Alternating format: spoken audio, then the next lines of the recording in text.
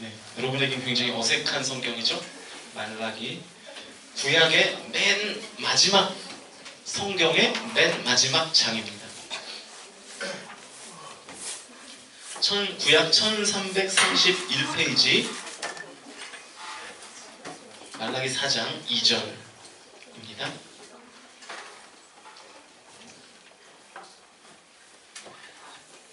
성경책으로, 스마트폰으로, 그것마저 없으신 분들은 스마트폰 앱을 까세요. 그리고 앞에 화면을 보시면서 함께 읽도록 하겠습니다. 시작! 내 이름을 경외하는 너희에게는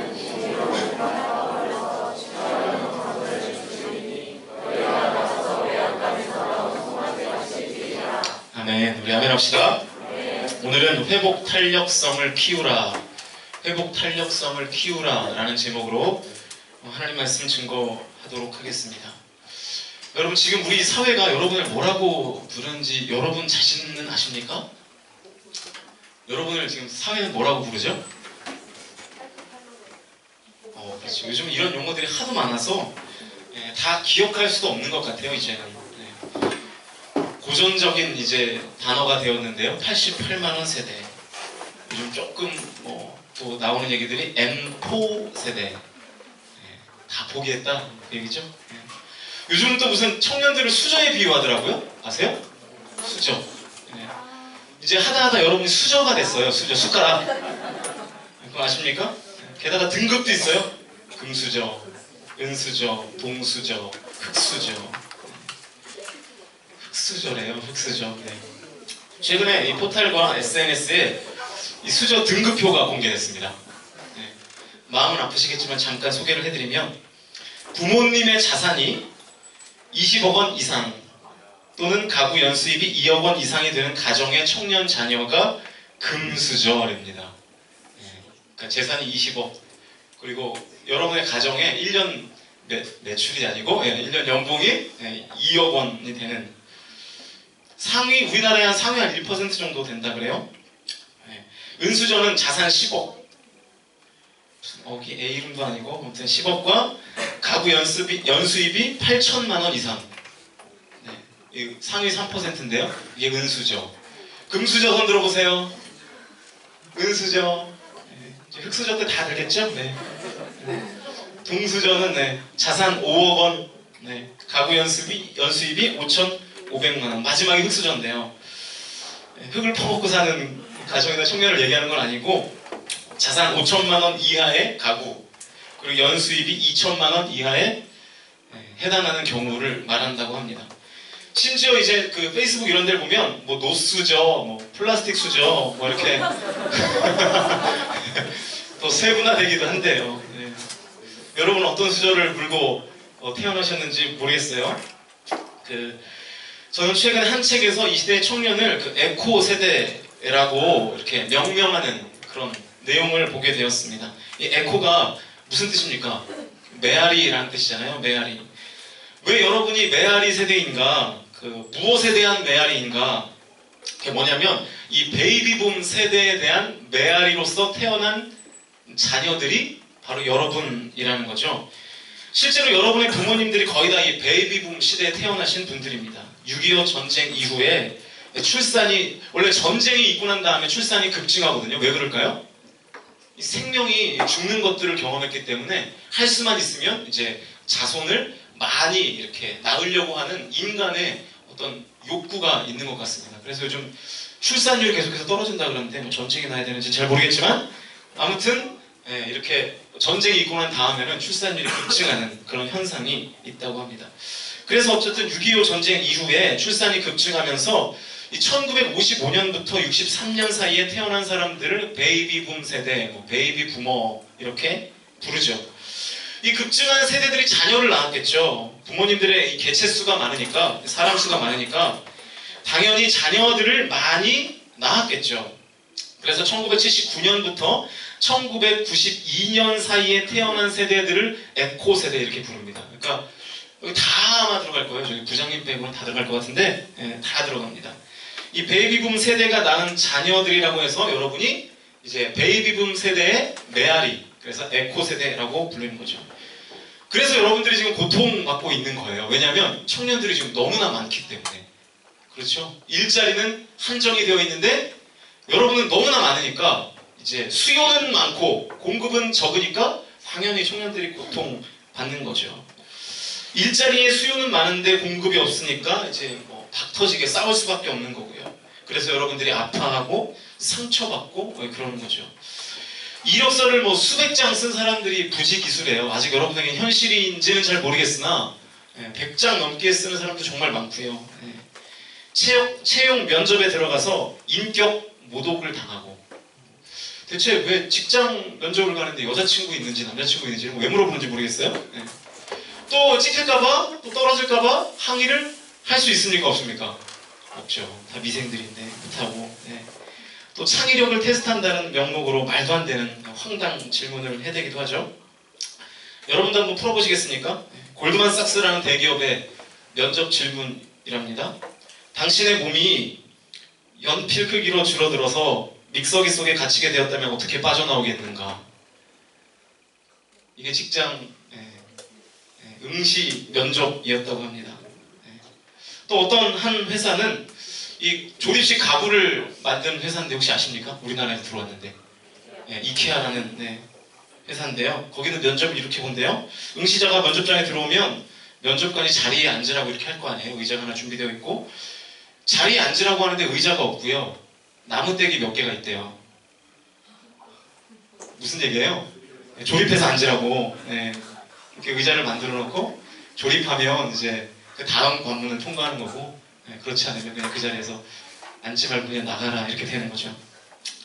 그 사실인지는 정확히 모르겠지만 그 여성부에서 일하고 싶어가지고 이제 이력서를 놓고 면접을 보러 오라 그래서 갔는데 또 황당 질문을 던지더라는 겁니다. 이 면접자가 남자분이었는데요. 여성부에서 일하고 싶은 남자분이었어요. 왜 우리나라 돈에는 여자가 그려져 있지 않나요? 이것도 남녀차별 아닙니까? 이 문제를 어떻게 해결할 수 있겠습니까? 이렇게 면접 시험장에서 물었다 그럽니다. 이거보다 황당한 질문이 어디 있겠어요? 내 잘못도 아닌데 내가 만든 것도 아닌데. 그래서 이걸 어떻게 해결합니까? 그런데 제대로 대답을 못하면 떨어질 것 같으니까 할 수 없이 이렇게 얘기했대요. 제가 무슨 수를 써서라도 500원짜리 동전의 학이라도 암컷으로 바꾸겠습니다. 그렇게 얘기를 했다고 합니다. 이게 뭐 풍자인지 뭔지는 모르겠지만 이게 사실은 우리의 현실을 반영하는 얘기들 아니겠습니까? 대학을 졸업하기 전부터 이렇게 긴장과 불안과 초조로 하루하루를 사니까 상처가 없을래야 없을 수가 없는 거죠. 대학에 들어가도 시험은 끝이 없고요. 시험을 아무리 잘 보고 스펙 세트를 완성을 해도 취업이 쉽지가 않고 그러니까 이 에코 세대인 여러분들의 삶이 힘들 수밖에 없는 겁니다. 지금 여러분 너무 좋아하지 마세요. 아직 이게 마음에 현실적으로 뭔가 피부에 와닿지 않는 것 같은데 현실은 쉽지 않습니다. 그래서 이 책을 보니까 에코 세대인 여러분들을 에코 세대가 아니라 에고 세대 뭐 이렇게 표현하기도 하더라고요. 여러분 한때는요 웰빙이 굉장히 유행했습니다. 웰빙 그죠? 어떻게 하면 잘 살 수 있을까? 어떻게 하면 상처받지 않고 잘 살 수 있을까? 그런데 여러분 지금 이 시대는요 이제 웰빙을 논하는 시대가 아닙니다. 이제 사람들이 웰빙은 너무 큰 욕심이라는 것을 깨닫기 시작했어요. 이렇게 치열한 사회 속에서 어떻게 상처를 안 받고 살 수 있겠나? 그건 불가능하다. 상처 안 받고 잘 살지는 못해도 좀 이제 그 상처를 치유하면서 살아야 될 것은 아닌가? 그래서 지금 시대는 웰빙이 아니라 힐링이 대세입니다. 힐링. 저도 사역을 하다 보면 참 안타까운 이야기들을 종종 듣습니다. 최근에도 제가 한 3, 4년 전에 가르쳤던 이 고등학생, 그러니까 이제는 가청년이 됐겠죠. 언젠간 저한테 그런 카톡이 왔어요. 전사님, 자살은 정말 죄입니까? 그럼 자살은 안 되니까 저를 어서 데려가 달라고 기도를 해야 되는 건가요? 뭐 그런 카톡이 오면 사역자로서 굉장한 충격을 받죠. 얼마나 마음이 아픈지 모릅니다. 이 상처가 회복되기는커녕 상처에 더 깊은 상처가 들어가지고 파고드니까 이러한 생각까지도 하게 되는 거죠. 여러분 우리 안에 고난이 없는 사람은 없습니다. 힘들지 않은 사람 없습니다. 상처가 없는 사람 없습니다. 그런데 문제는 그 상처가 치유되지 못하고 계속해서 반복되는 게 문제예요. 상처가 났다고 할지라도, 상처가 생겼다고 할지라도 그 상처가 좀 아물어야 되는데, 아물고 나서 또 상처를 받고 그래야 이 우리의 삶을 좀 살아갈 만할 텐데, 상처가 채 아물지도 않았는데 거기에 또 다른 상처가 계속해서 쌓이게 되는 것입니다. 상처가 치유되지 못하고 계속해서 반복되는 거죠. 고난이 왔다가도 좀 그 고난이 좀 극복이 되고 회복이 되고 그 다음에 또 다른 고난이 찾아오면 좋겠는데, 그렇지 않고 고난은 언제나 한꺼번에 몰려서 우리의 삶에 맞닥뜨리게 되는 거죠. 그러니까 힐링이 없는 거예요. 힐링이 없는 세대가 된 겁니다. 회복이 안 되는 거죠. 이게 문제입니다. 회복이 안 되는 거. 그래서 어떤 책을 보니까요, 그 책에서 또 다른 책을 소개하고 있는데, 이 김주환 교수님이 쓴 회복 탄력성이라는 책입니다. 제가 여기서 제목을 따왔어요. 회복 탄력성. 이 회복 탄력성이라는 용어를 이렇게 설명해요. 회복 탄력성이란 자신에게 닥치는 온갖 역경과 고난을 오히려 도약의 발판으로 삼는 힘을 말한다. 어떤 역경과 고난이 왔을 때 그것을 오히려 도약의 발판으로 삼는 힘, 그것을 회복 탄력성이라고 말합니다. 그러면서 계속해서 부연 설명하기를, 이 물체마다 탄성이 다르듯이 사람에 따라 탄성이 다 다르다. 역경으로 인해 밑바닥까지 떨어졌다가도 강한 회복 탄력성으로 튀어오르는 사람들은 대부분의 경우 원래 있던 자리보다, 원래 있던 위치보다 더 높은 것을 차지한다.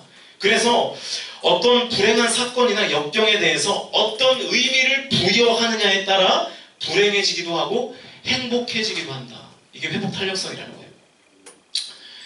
여러분, 우리의 삶이라는 것이 고난과 상처를 피할 수 없다면 우리에게 반드시 있어야 되는 게 뭐냐면 바로 이 회복 탄력성입니다. 이것이라도 있어야 되지 않겠어요? 치유받는, 그래서 회복되는 이 능력이라도 우리 안에 있어야 되지 않겠습니까? 여러분, 근데 한번 가만히 생각해 보세요. 지금 여러분의 손에 고난과 역경과 상처를 딛고 일어서는 이 회복 탄력성이 과연 있는가? 여러분의 삶 가운데 이 회복 탄력성이라는 능력이 과연 있는가 하는 것입니다.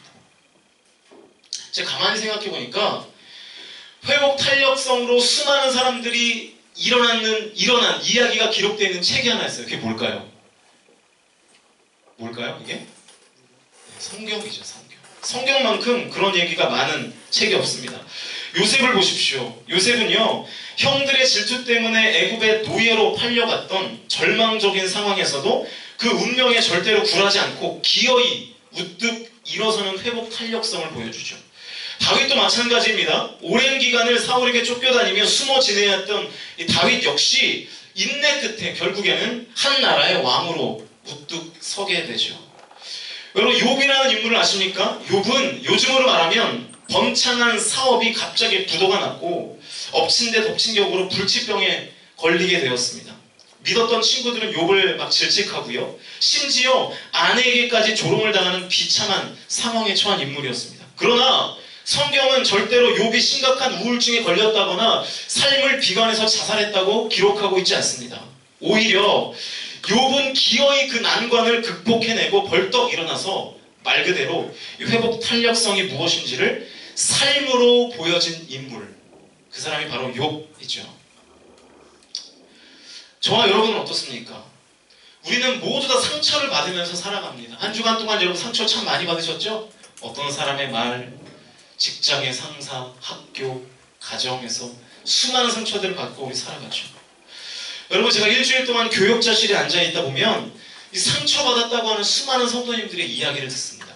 그 안에서 제가 직접 듣는 것은 아니지만 그 안에서 통화하는 것, 그리고 이제 교역자들끼리 하는 대화들을 통해서 우리 수많은 교회의 교인들이 상처받았습니다, 힘듭니다, 어렵습니다 라고 하는 이야기들을 참 많이 듣습니다.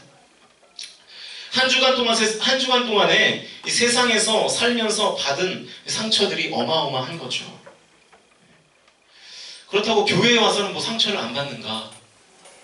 또 현실은 그렇지 않죠. 그렇지 않으면 참 좋겠는데 수근수근 되는 이야기 때문에 상처받기도 하고요. 여러분, 저는 뭐 상처 안 받는지 아십니까? 사역자인 저는. 네, 저도 상처를 받죠. 교육자도 상처받고 살아갈 때가 참 많습니다. 예를 들면 설교 때 개그를 해도 아무런 반응이 없으면 이제 여러분의 시큰한 표정을 보면서 이제 한 주간 동안 깊은 상심으로 이제 살아가고, 네. 약간 제가 뭔가 개그를 했을 때 여러분의 표정이 약간 비웃는 듯한 이런 뭔가 썩소 이 표정이 일주일 가요 진짜. 이렇게 새벽에 기도할 때마다 자꾸 잔상이 떠오르고, 네. 트라우마가 돼서 이제 웃음 사망꾼이 되고 막 이제 그러죠. 네. 네. 여러분이 지금 가지고 있는 역경과 고난, 상처 이런 것들 어떻게 해결하고 계시나요? 고난과 상처를 받더라도 이게 치유가 안 되고 해소가 되지 않으면 그게 나중에는 이제 슬럼프가 되는 겁니다. 슬럼프. 장기적으로 계속해서 가는 거죠. 그런데 우리는 자꾸 이거를 치유할 생각을 하지 않고 그냥 삽니다. 바쁘다는 핑계로 또 사는 게 다 그렇지 하면서 그냥 살아요. 오늘 설교의 용어로 말한다 그러면 회복 탄력성이 전혀 없어요. 우리들 가운데. 심지어 하나님을 믿는다고 하는 우리들 안에도 이 회복 탄력성, 그러니까 회복을 추구하는 마음 자체가 어느 순간부터 다 사라져버리게 되었습니다. 그냥 살아요. 그냥 근근히. 출애굽기 15장 26절 보시면 이런 말씀이 있습니다. 우리 같이 한번 읽어볼까요? 출애굽기 15장 26절입니다. 읽습니다. 시작.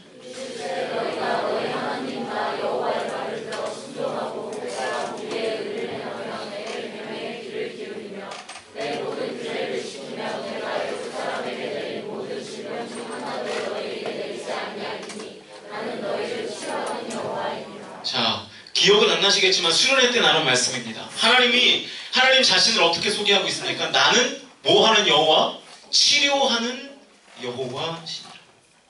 하나님이 우리를 치료하신다고 말씀하고 계십니다. 하나님이 우리를 힐링하신다는 거예요. 우리가 간절히 원하는 바 아닙니까? 하나님 제발 날 좀 힐링해 주십시오. 그게 여러분의 기도 제목 아니에요?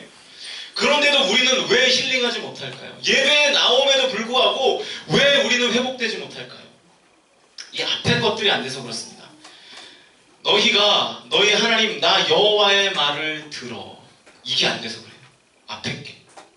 이게 되지 않으니까 나는 치료하는 여호와 하나님이라 라고 하는 이 은혜가 경험이 될 수가 없는 겁니다.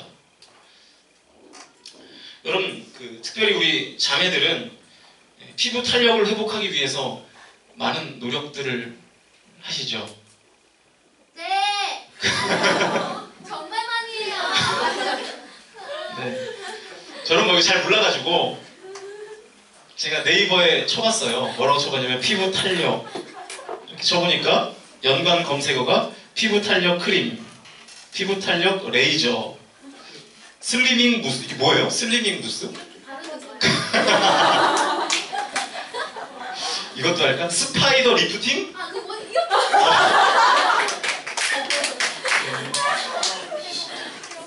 피부 탄력 롤러도 있어요? 네, 이렇게. 미는 거? 네. 저는 무슨 말 하는지 하나도 모르겠는데 여러분 사이 다 왜 안 하는 척, 왜 꽃만 하는 척 하는 것 같고? 가능해. 네. 다 뭐 크림 다 바르시잖아요, 그죠? 네, 탄력을 위해서 크림 다 바르시고. 제가 여기 뭐 무슨 이 용어들이 무슨 말을 하는지 하나도 모르겠는데 한 가지를 알겠어요. 피부 탄력을 위해서 참 우리 자매들이 많은 노력을 하는구나. 돈이 참 많이 들겠구나. 네. 노래에서 다 글로 쓴다는. 형제들은 안 하시죠? 형제들. 혁진이 하나요? 잘하는데, 혁진이? 요즘 그런 거 지금 생각할 겨를이 없을 거예요, 혁진이가. 네. 여러분, 그런데 왜 우리가 이 고난과 아픔과 이 상처를 회복하는 이 회복 탄력성을 이 탱탱하게 하기 위해서는 노력을 하지 않는가 하는 것입니다. 별 노력을 하지 않죠. 여러분, 말라기 4장 2절, 오늘 본문도 출애굽기 15장 26절과 굉장히 비슷한 구조를 가지고 있습니다. 오늘 본문이죠. 다시 한번 읽어볼까요? 4장 2절입니다. 읽습니다. 시작.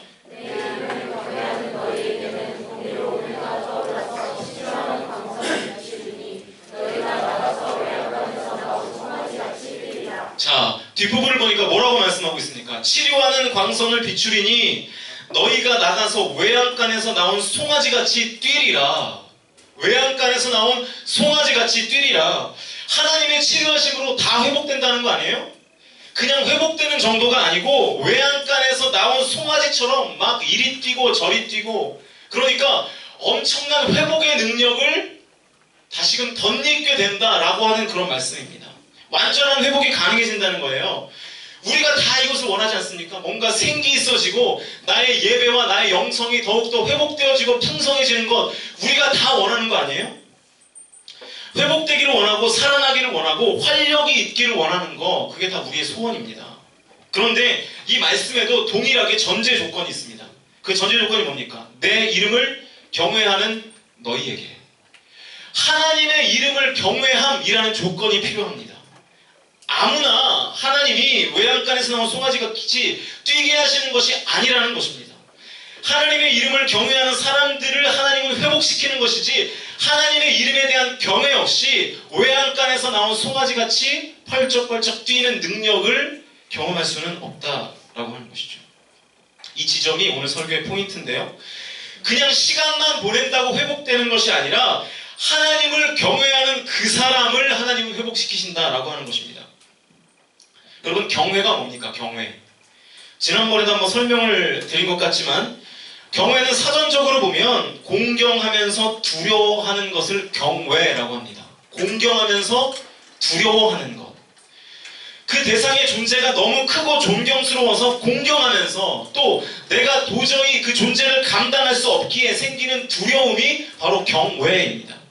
그냥 무서워하는 거하고는 달라요. 그냥 무서워 이런 거랑 달라요. 어두운 골목길에서 시커먼 남자를 만날 때 갖는 그 두려움과는 다르다라고 하는 것이죠. 그거는 그냥 무서움이지 경외와는 아닙니다. 그리고 이 경외는요, 자발적으로 우러나오는 감정을 말합니다. 자발적으로. 하나님이 우리에게 요구하시는 것이 바로 이겁니다. 자발적으로 하나님을 높여드리는 것, 자발적으로 하나님을 공경하고 자발적으로 하나님을 인정하는 것, 그것이 된다 그러면 너희들 한 명 한 명이 다 외양간에서 나온 송아지처럼 뛰게 될 것이다. 여러분, 경외는요, 모든 순간에서 하나님을 인정하는 것, 그것이 경외입니다. 하나님의 권위를 인정하는 것, 그것이 경외입니다. 지금 여러분의 삶 가운데 있는 모든 일들에 대하여 하나님의 권위를 인정하는 것, 그것이 경외입니다. 그리고 그것이 회복의 전제 조건입니다. 모든 일에서 하나님을 인정하는 경외가 되어야 뛰는 송아지 같은 힘을 우리가 회복되는 그 은혜를 경험하게 되는 것입니다. 여러분, 오늘 본문을 다시 한번 주의 깊게 보시면 하나님을 경외하게 되면 송아지가 어디에서 뛴다고 말씀하고 있습니까? 다시 한번 4장 2절을 보세요. 중간 부분을 보시면 치료하는 광선을 비추리니 너희가 어떻게 해서요? 나가서 외양간에서 나온 송아지같이 뛰리라. 이 표현에 주목해 보세요. 중간 부분에 너희가 나가서 외양간에서 나온 송아지같이 뛰리라. 여러분, 하나님을 경외하고 인정하지 않으면 우리는 외양간 안에 갇혀 사는 존재가 되는 겁니다. 속박된 상태가 되는 거예요. 매여있는 상태로 살아가는 겁니다. 그러니까 두려울 수밖에 없죠. 여러분, 내가 어디에 갇혀있다고 한번 생각해 보십시오. 내가 작은 방에 나 혼자 갇혀있다고 생각해 보세요. 당장 찾아오는 감정이 뭡니까? 두려움이겠죠. 제일 처음 드는 감정이 두려움일 겁니다. 여러분, 교회에 여러분 혼자 갇혀있다고 생각해 보세요. 교회는 하나님이 충만한 곳임에도 불구하고 사람이 한 명도 없고 나 혼자 갇혀있으면 교회만큼 무서운 데가 없어요. 그죠? 사람 없는 교회만큼 무서운 데가 없는데, 여러분, 그러니까 혼자 갇혀있는다는 것은 내 안에 두려움이 생긴다는 것과 똑같은 말입니다. 그러나 모든 일에 하나님을 경외하고 인정하면 너희가 나가서 외양간에서 나온 송아지같이 뛰리라. 자유함을 얻게 될 것이다, 이 말씀이죠. 자유함을 얻게 될 것이다. 묶여있던 모든 것이 풀리게 될 것이다. 매여있던 모든 것들에서 해방을 받게 될 것이다. 이게 오늘 하나님께서 우리에게 주시는 약속인 것입니다. 사도행전을 보면 바울과 실라가 빌립보에서 전도를 하다가 옥에 갇힙니다. 사슬에 매여 있었습니다. 그때에 바울과 실라가 했던 행동이 있는데요. 사도행전 16장 25절입니다. 화면을 보시면서 같이 한번 읽어볼까요? 시작!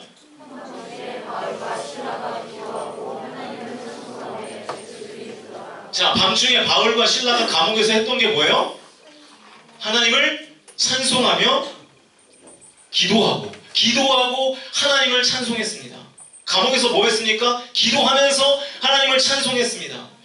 여러분, 찬양은 내가 하나님을 경외하는 것을 가장 잘 효과적으로 표현할 수 있는 방법이에요. 그러니까 내가 하나님을 경외합니다 라고 표현할 때 가장 쉬운 게 뭐냐면 찬양입니다. 찬양. 여러분, 찬양만 잘해도 하나님을 인정하는 꼴이 되는 겁니다. 하나님을 인정하는 모습을 갖출 수 있는 거예요. 바울과 실라가 감옥에서 하나님을 찬송했습니다. 그랬더니 어떤 일이 벌어졌습니까? 16장 26절 계속해서 읽어보죠. 시작. 갑자기 큰 지진이 나서 옥터가 움직이고 문이 다 열리며 모든 사람의 매인 것이 다 벗어진지라. 자, 문이 다 열리며 모든 사람의 매인 것이 다 벗어졌다. 똑같은 원리죠. 하나님을 경외했습니다. 하나님을 찬송했습니다. 그래서 그 감옥에서도 하나님의 살아계심을 인정했습니다. 그랬더니 어떤 일이 벌어졌나요? 발에 차고 있던 사슬들이 다 풀어지게 되었고요. 옥의 문이 열려지게 되었습니다. 여러분, 이게 찬양의 능력입니다. 이게 하나님을 경외하고 인정할 때 나타나는 일입니다. 해방되어 자유함을 얻는 것입니다. 사단이 주는 두려움으로부터 벗어나는 것입니다. 여러분, 내 삶에 펼쳐진 모든 일들에 대하여 내가 하나님을 경외하지 않고 하나님을 인정하지 않으면, 반대로 하나님을 인정하지 않으면 어떤 일이 벌어질까요? 그 일들을 오롯이 다 내가 감당해야 되죠. 하나님을 인정하지 않으면 그 일들은 전부 다 나의 일이 되는 겁니다. 그래서 다 내가 감당해야 되잖아요. 그런데 여러분, 이 세상을 살다 보면 내 능력 안의 일들만 일어나나요? 여러분, 살다 보면 다 내가 해결할 수 있는 일들만 일어납니까? 내 생각과 계획 안에서 모든 삶이 하나하나 척척척 다 진행됩니까? 그렇지 않죠. 천만의 말씀이죠. 내 예상대로, 내 계획대로 안 되는 게 인생입니다. 그게 인생이에요. 그게 안 되는, 내 계획과 내 뜻과 내 생각대로 안 되는 게 더 많은 것, 그것이 인생입니다. 내 능력 밖의 일이 빵빵 터지고 내 생각과 계획에 없던 일들이 여기저기서 우후죽순 막 터질 때, 그럼에도 불구하고 멍청하게 내 힘으로만 살아보려고 하니까 당연히 삶이 두려울 수밖에 없죠. 우울할 수밖에 없죠. 슬럼프에 빠질 수밖에 없죠. 그러나 하나님은 우리에게 그렇게 살지 말라고 분명하게 말씀하십니다. 잠언 3장 6절을 보시면 이런 말씀이 있어요. 너는 범사의 그를 인정하라. 너는 범사의 그를 인정하라. 그리하면 내 길을 지도하시리라. 내 길을 지도하시리라. 여러분, 범사가 뭐예요? 범사. 모든 일을 범사라 그래요. 범사. 모든 일에 하나님을 경외하면, 하나님을 인정하면 하나님이 너의 길을 지도하신다. 하나님이 너의 길을 인도하신다. 하나님께서 은혜를 베풀어 주신다. 하나님께서 형통의 길을 열어주신다. 하나님이 복 주신다. 이 약속입니다. 네가 하나님을 경외하면 모든 두려움과 매여있는 것으로부터 벗어나서 뛰는 송아지같이 될 것이다. 이것이 분명한 하나님의 약속입니다. 여러분, 이제 말씀을 정리하려고 하는데요. 여러분 자신에게 한번 솔직하게 물어보시죠. 여러분 자신에게 오늘 이 기도 시간을 통하여 여러분의 마음속에 여러분의 자신에게 솔직하게 한번 물어보십시오. 언제부턴가 삶과 신앙에서 깊은 슬럼프에 빠진 사람들, 도무지 회복되지 않는 사람들, 그리고 회복 탄력성을 다 상실한 사람들, 정말 나의 삶과 신앙에 하나님을 경외함이 있는가? 나의 삶 가운데 하나님을 인정하고 있는가? 내 삶을 내 힘으로만 살려고 하고 있지는 않는가? 내 뜻과 내 생각과 내 계획대로만 살려고 하고 있지는 않는가? 그래서 두려운 겁니다. 그래서 회복이 안 되는 겁니다. 그래서 자유하지 못하고 매여 있는 거죠. 성경은 하나님을 믿는 사람들은 오직 믿음으로 말미암아 살리라 이렇게 말씀하셨습니다. 오직 믿음으로 말미암아 살리라. 우리가 잘 사는 방법은, 우리가 상처를 치유하며 사는 방법은, 우리가 매이지 않고 자유하며 사는 방법은 믿음으로 하나님을 경외하며 내 모든 범사에 하나님을 인정하는 것입니다. 그것이 우리가 사는 길이고, 그것이 우리가 회복되어 외양간에서 나온 송아지처럼 뛰는 은혜, 그 뛰는 능력, 하나님께서 우리에게 주시는 그 새 힘, 회복의 능력을 우리가 그때 비로소 경험하게 되는 것이죠. 여러분 지금 여전히 매여 있지는 않으십니까? 여전히 세상 가운데 속박되어서 살아가고 있지는 않습니까? 그럴 때에 여러분이 선포해야 되는 한 문장이 있습니다. 지금 모든 이 일들 가운데 하나님께서 일하시길 원합니다. 하나님께서 역사하시길 원합니다. 하나님을 초청합니다. 주님께서 일하실 줄로 믿습니다 하는 이 고백이 있을 때 비로소 여러분은 그때부터 하나하나 풀려지고 회복되고 하나님께서 일하시는 것을 여러분의 눈으로 목도하게 될 줄로 확신합니다. 우리가 그렇게 선포하면서 하나님 앞에 여러분의 삶 가운데 선포하면서 그렇게 하루하루를 사시기를 주님의 이름으로 축복합니다. 이제 함께 찬양으로 하나님을 인정하시고 경외하시고 선포하는 시간을 갖도록 하겠습니다. 우리 좀 빠르게 찬양하겠습니다.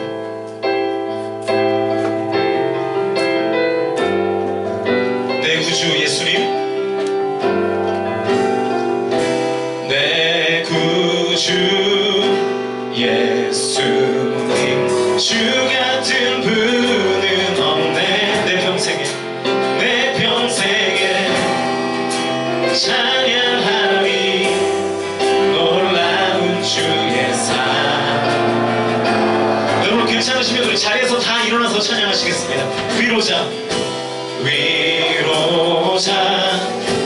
되시며 피난처 되신 주님, 나의 영혼 온 맘 다해 주를 경배하니.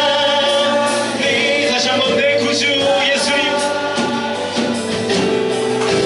내 구주 예수님, 주 같은 분은 없네. 내 평생에 찬양하리 놀라운 주의 사랑을. 위로자 되시며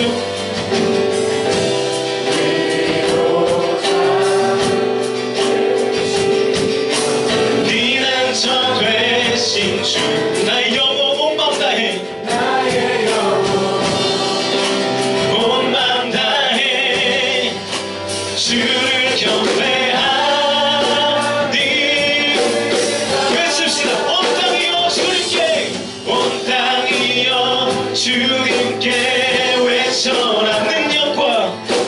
능력과 위엄의 왕 되신 주, 산과 바다 소리쳐 주의 이름을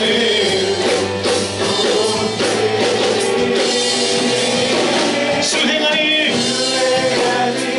기뻐 노래하며 영원히 주님을 사랑. 신실하신 주의 약속, 신실하신 주의 약속 나와. 온 땅이여 주님께 외쳐라. 능력과 위엄의 왕 되신 주, 산과 바다 소리쳐 주의 이름을 높이.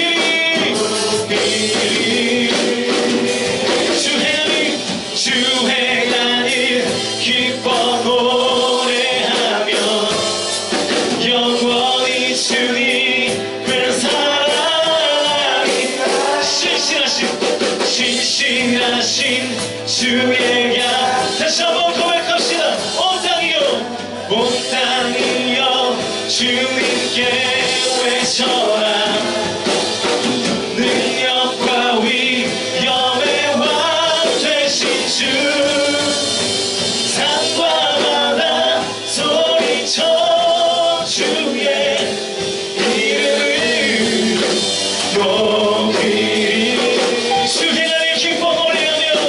수행하니 기뻐 노래하며 영원히 주님을 찬양하리. 신실하신 주의 약속, 신실하신 주의 약, 신실하신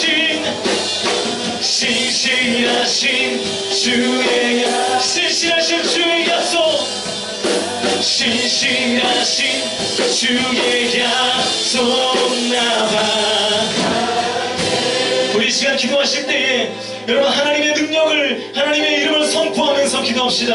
여러분의 모든 일들 가운데, 여러분의 되어지고 있는 모든 상황 가운데 예수 그리스도의 이름을 선포하십시오. 예수 그리스도의 능력을 선포하십시오. 하나님의 이름의 능력을 선포하십시오. 여러분 자유롭게 하나님의 이름의 능력을 선포하면서 기도하시겠습니다. 주여, 살아계신 아버지 하나님, 살아계신 아버지 하나님, 살아계신 아버지 하나님, 주여, 이 시간 주님의 능력을 선포하며 나아갑니다.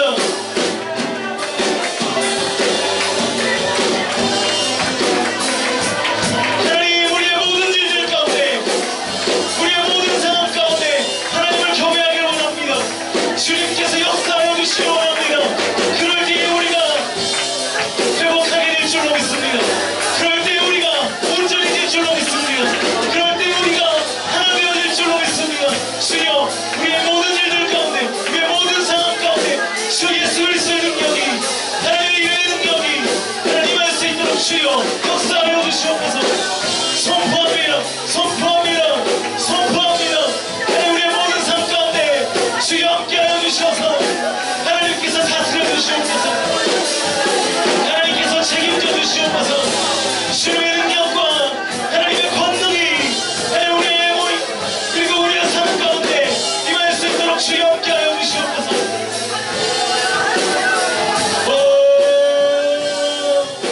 하나님 역사하여 주시기를 간절히 소원합니다. 하나님, 새롭게 될지어다, 회복될지어다, 하나님 영통하게 될지어다, 하나님 모든 문들은 열릴지어다. 하나님, 이 시간 오직 예수 그리스도의 능력이 우리의 삶 가운데 임할 때에 우리의 모든 연약한 것들, 우리의 모든 상처들이 회복되고 하나님, 우리가 외양간에서 나온 송아지와 같이 쓰게 되리라 약속하셨사오니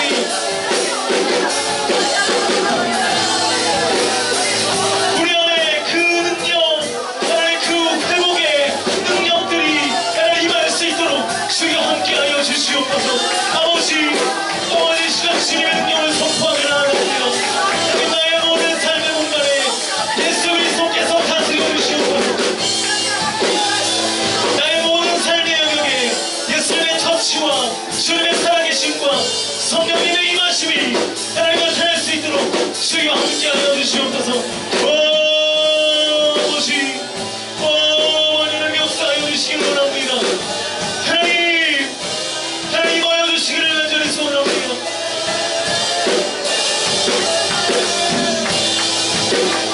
하나님 역사하여 주셔서 하나님 온전하신 모든 주님의 능력이 우리의 삶 가운데 나타날 수 있도록 주님 인도하여 주시옵소서.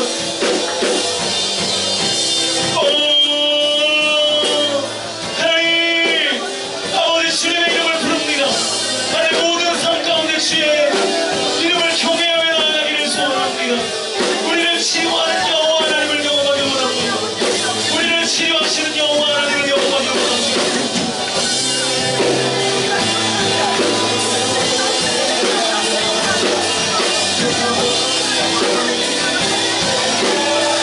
아버지여, 아버지여 임하시옵소서. 임하여 주시옵소서.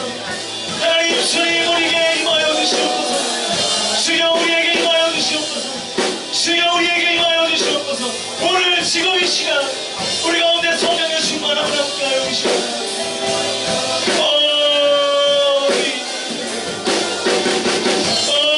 오늘 시간 역사하여 주시고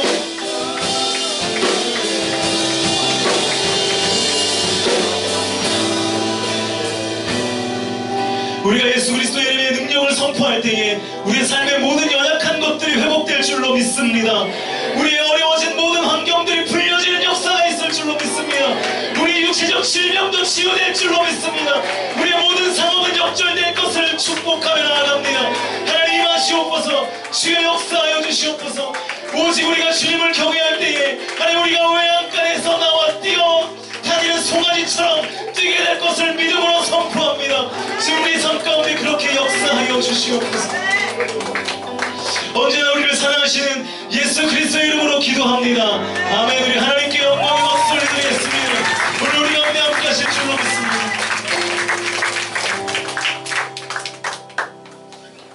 자리에 앉으시겠습니다.